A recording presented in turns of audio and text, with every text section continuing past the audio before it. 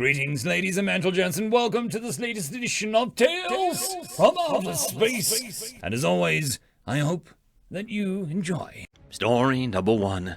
The Void Monkeys, written by Sun Praising. Venez watched the humans repair his ship. Said ship was one of the smaller space logistical freighters that distributed goods from hub worlds to smaller colonies. It was damaged by a bad exit from warp space, too close to an asteroid field.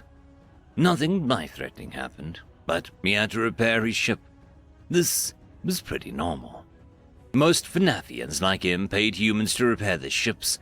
It was pretty fast, not too expensive, and allowed them to stay in the ships to do whatever while they waited for the repairs to be done.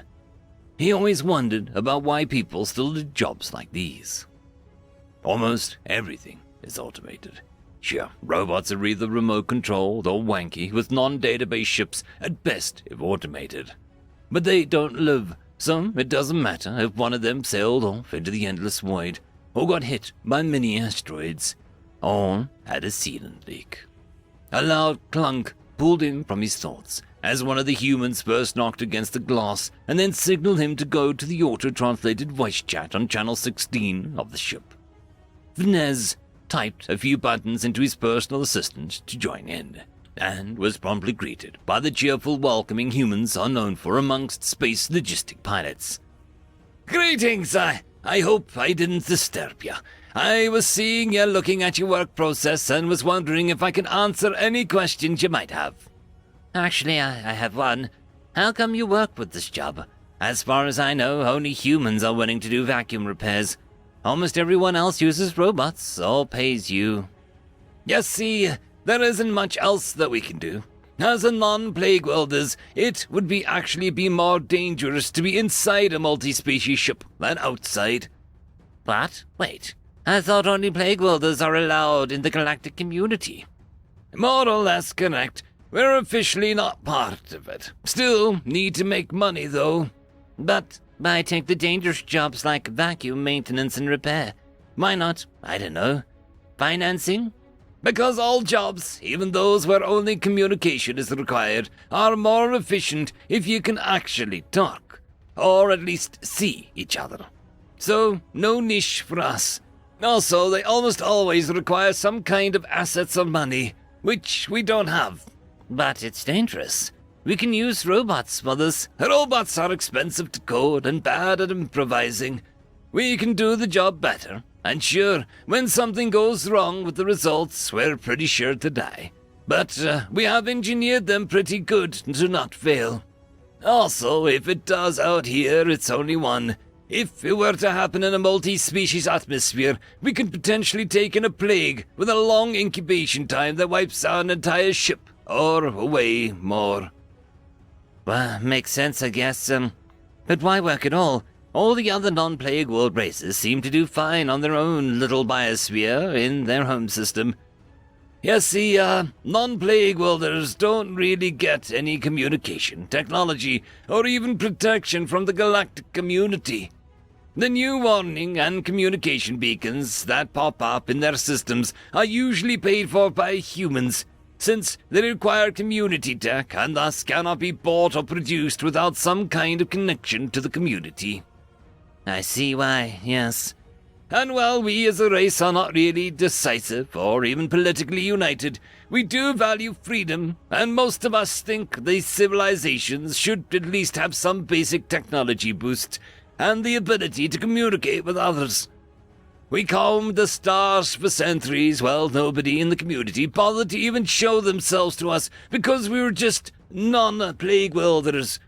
Well, some of us made a primitive warp drive, made a small outpost outside of the containment zone, as every homeworld of a non-plague world has, with a strict no-coming-back policy and starting to working, so others can at least know they're not alone." Venez went silent, as he needed some time to think about it. "Anyways, the ship's not gonna fix itself." The human seemingly thought the conversation to be over, indicated by a small beep that signaled that the participant left the voice link. The Fenafian then continued to stare off into the vast void, thinking about how he valued his safe job and what he would have done as a human. End of story. Story number 2. A puzzle begs to be solved, written by Agro. It started with a simple message buried on some space rock. 3 long numbers etched in glass and impossibly detailed. The craftsmanship alone made it a curiosity. But the message was even more mysterious. Myra scientists puzzled over it for weeks. Every cipher, coordinate scheme, and mathematical operation turned up nothing. News spread. Theories were proposed. Soon the entire planet of Iara was talking about it. A treasure hunt had begun. Now the Myra were a secretive bunch. A caste system is built into their DNA. Which caste is on top is constantly changing, as political maneuvers and espionage do their work. When the Myra chose to follow the clues, several groups were formed. They did not like sharing resources. The eyes of the Myra changed color during childhood based on the emotion they felt most strongly. When the warrior caste took to the challenge, their crimson eyes indicated passion. The red-eyed warrior caste used their fleet of warships to scour the galaxy for clues. Another caste was known for their dedication to science, with the iron-grey eyes and cold and dispassionate mind. They dug into the numbers, trying to find a pattern that would give them a clue. The iron eyes eventually found a statistical anomaly. Certain strings of numbers were more common than random chance would dictate. Mapping the entire string onto 3D space using the anomalies as points created a star map with an obvious destination. A deal was proposed. The Grey Eyes would let the warrior caste visit the destination using the scout ships in exchange for information on what they found. The scout ships dropped out of warp above the abandoned outpost of some kind. It wasn't on any maps, and any indication who built it was stripped away. Another glass plate was found at the center of the structure. On it was a diagram of set of icons that didn't match any known language. The warriors honored their agreement, giving a full scan to the Iron Eyes. It seemed the scientists would have the edge soon. The icons described a hydrogen atom during phase transition, disestablishment units for time and distance. Another series of icons were discovered to be pulsars. Using other information, it was possible to derive the position and flashing patterns of each pulsar. Another map had been discovered. This one was significantly closer to Myra space. So a science vessel was dispatched. A small exoplanet was found at its destination. Curiously, despite lacking a star or atmosphere, simple microbial life thrived there. Samples were taken, and another clue was found encoded into their genome. A game of clue hunting continued for some time. The genome led to a hidden site of Galnet, which pointed to a specific patch of cosmic microwave background. The color map matched the height map on a well-known planet which contained another glass plate. Hidden asteroid after obscure map after mathematic curiosity kept the Myra busy for over 2 months. As it turned out, there were several possible paths to the destination. The same cosmic microwave background map led to a nebula. Another clue hidden in the microbe genome contained an audio file. Several different castes began hunting, and no amount of secrecy could cover every trail. A curiosity had spanned into a race involving thousands of Myra. Even pirates got involved. One notable case involving a glass plate being stolen and sold in exchange for the top-of-the-line warship.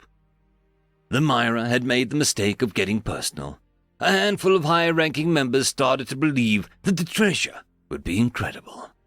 Competition led to open hostilities, and even a handful of conflicts where lives were lost. Before things could really spiral out of hand, an unlikely victor was crowned. Amber, the color of empathy, marked the eyes of the one who found the final clue. She was a skilled diplomat and managed to talk a number of the Galatech traders out of their clues. The final clue was a single video console in the middle of an empty room. As soon as she entered, Universal Translators spooled up and a message played. a human woman gave a pre-recorded speech. Congratulations, you have solved the puzzle. That process wasn't cheap. Fleets of scientists, military resources, and no small number of political favors were spent to crack the clues. Competition led to distrust, infighting, and at least one battle between your own forces. We count 2,000 lives lost. I must admit that this surprised us. The entire treasure hunt was crafted by a small team over 2 weeks. Every clue used cheap and readily available technology. Ryla Volt, head of psychological warfare for the Terran Defense Fleet. There is a war coming, and I would like to offer our services.